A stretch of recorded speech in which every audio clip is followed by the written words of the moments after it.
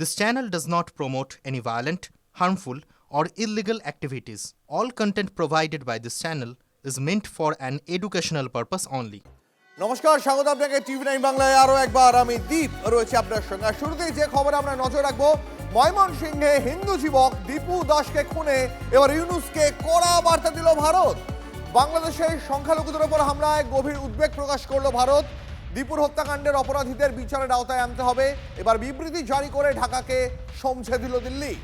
বাংলাদেশের সব সংখ্যালঘু নিরাপত্তা নিশ্চিত করতে হবে, ইউনূসের ওপর চাপ বাড়িয়ে বার্তা বিদেশ মন্ত্রকের। নয়াদিল্লি থেকে আমাদের প্রতিনিধি জ্যোতির্ময় আমাদের সঙ্গে রয়েছেন। আমি সরাসরি জ্যোতির্ময়ের সঙ্গে কথা বলবো। জ্যোতির্ময়, এই প্রথম বিদেশ মন্ত্রক থেকে দীপু দাসকে খুন প্রসঙ্গে এতটা কড়া বার্তা দেওয়া হলো ঢাকাকে। দেখো, শুধুমাত্র দীপু দাসকে হত্যার ঘটনা নয়, তার পাশাপাশি গতকাল বাংলাদেশ হাই কমিশনের সামনে একটি বিক্ষোভ অনুষ্ঠিত হয় এবং সেই বিক্ষোভকে কেন্দ্র করে বাংলাদেশের সংবাদ মাধ্যমের একাংশ তারা প্রচার করতে শুরু করেছে যে ভারতে অবস্থিত বা নয়াদিল্লিতে অবস্থিত বাংলাদেশের যিনি হাই কমিশনার রয়েছেন তাকে হত্যার হুমকি দেওয়া হয়েছে। আজ বিদেশ মন্ত্রক খুব স্পষ্টভাবে জানিয়ে দিয়েছে যে গতকাল মাত্র 20 থেকে 25 জন যুবক বাংলাদেশের মাটিতে যেভাবে হিন্দুদের ওপরে আক্রমণ করা হচ্ছে তার প্রতিবাদে তারা সেখানে বিক্ষোভ দেখাচ্ছিলেন। দিল্লি পুলিশ যথাযথ পদক্ষেপ করেছে, কেউ বাংলাদেশের হাই কমিশনের অফিসের ভেতরে ঢুকতে পারেনি, তাদের প্রত্যেককে আটকে দেওয়া হয়েছে এবং ব্যারিকেড দিয়ে রাস্তা আটকে দেওয়া হয়েছে, অর্থাৎ সম্পূর্ণভাবে মিথ্যে প্রচার হচ্ছে। দ্বিতীয়ত যে বিষয়টি স্পষ্ট করে দেওয়া হয়েছে যে যেভাবে সংখ্যালঘুদের উপরে হামলা হচ্ছে, যেভাবে খুন করা হচ্ছে নৃশংসভাবে, এতে ভারতের তরফ থেকে গভীর উদ্বেগ প্রকাশ করা হয়েছে। বাংলাদেশের অথরিটিকে অর্থাৎ সরকারকে এই বিষয়টি নয়াদিল্লির তরফ থেকে জানানো হয়েছে এবং প্রতি মুহূর্তে ভারত এই পরিস্থিতির দিকে নজর রাখছে। স্বাভাবিকভাবেই সংখ্যালঘুদের উপরে হামলার ঘটনা যদি অব্যাহত থাকে তাহলে এবার যে আন্তর্জাতিক মঞ্চে ভারত বিষয়টিকে নিয়ে যাবে এবং ভারত বিরোধিতার আঁচ যেভাবে ক্রমশ বাংলাদেশের মাটিতে বাড়ছে তা যদি বাড়তে থাকে আগামী দিনে দুই দেশের সম্পর্কের অবনতি যে হবে, আজকের এই কড়া বার্তা কিন্তু তারই একটি ইঙ্গিত স্পষ্ট করে দিল। অনেক ধন্যবাদ তোমাকে জ্যোতির্ময়। আন্তর্জাতিক সম্পর্ক বিশেষজ্ঞ অনিক চট্টোপাধ্যায়ের সঙ্গে আমরা এই বিষয়ে কথা বলেছিলাম। কি তার প্রতিক্রিয়া এবার শোনাবো আপনাদের। তো জরুরি ছিল, অত্যন্ত প্রয়োজনীয় ছিল। বাংলাদেশে যে রকম নৈরাজ্য বললেও কম বলা হবে যা চলছে বাংলাদেশে, প্রতিবেশী দেশ হিসেবে আমাদের গভীর উদ্বেগের বিষয়। বাংলাদেশে যেভাবে সংখ্যালঘুদের ওপরে যে নিপীড়ন চলছে এবং দীপু দাস হত্যার ক্ষেত্রে হত্যার পরে ভারত এই যে বিবৃতি দিল, এটা ভারত সরকার বাংলাদেশকে বুঝিয়ে দেওয়া হচ্ছে যে ভারত সরকার পরিস্থিতির ওপর কড়া নজর রাখছে এবং ভারত সরকার গভীর উদ্বেগের মধ্যে আছে এবং ভারত সরকার একেবারেই বাংলাদেশে যা ঘটছে তা নিয়ে ভারত সরকার চিন্তিত।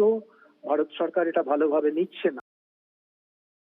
ভারতবর্ষ কোনো প্রাইভেট টিউটার নয় যে সবাইকে শুধরাবার ঠেকা নিয়ে বসে আছে। এই ডকুমেন্টেড নোটটার যে টেকনিক্যালিটিটা আছে সেটা খুব ইম্পর্টেন্ট এখানে বোঝা। আগামী দিনে যখন ইউনাইটেড নেশনসে বাংলাদেশ গিয়ে বলবে যে আমরা কোনো মাইনরিটির সাথে দুর্ব্যবহার করিনি, বা কোনো ব্যাংকের কাছে হাত পাতার সময় বলবে যে আমাদের এখানে মাইনরিটিরা ইকুয়াল কনস্টিটিউশনাল রাইট পায়, তখন এটা এভিডেন্স হিসাবে চলে যাবে যে one of the prime countries যে চেয়ার অফ ইন্টারন্যাশনাল অর্গানাইজেশনে বসে তারা ডকুমেন্টেড ভাবে এটার ভৎসনা করেছিল এবং বলেছিল বাংলাদেশে হিন্দু নিধন এবার কড়া বার্তা দিল ভারতও। ঢাকাকে সমঝে দেওয়া হলো, দীপু দাসকে যারা হত্যা করেছে দ্রুতই তাদের বিচারের আওতায় আনতে হবে। এই প্রসঙ্গে আমরা কথা বলেছিলাম বিজেপি নেতা কাউন্সিলর সজল ঘোষের সঙ্গে, এবার শোনাবো তার প্রতিক্রিয়া।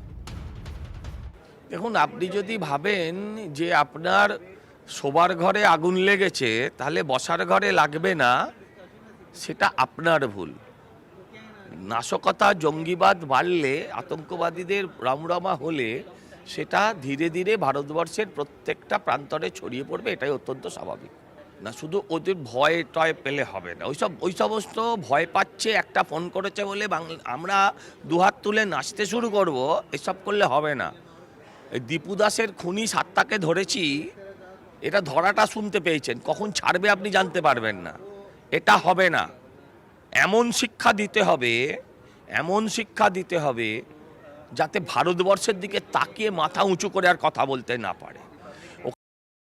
আপনাদের জানিয়ে রাখবো, ইউনূসের বাংলাদেশে হিন্দু নিধনের সামনে এলো চমকে দেওয়ার মতন তথ্য। আসলে উস্কানি দেওয়ার মতন কিছুই বলেননি বাংলাদেশে নিহত দীপু দাস। প্রাথমিক তদন্তের পর একথা জানিয়েছে বাংলাদেশের র্যাপিড অ্যাকশন ব্যাটালিয়ন বা র্যাব।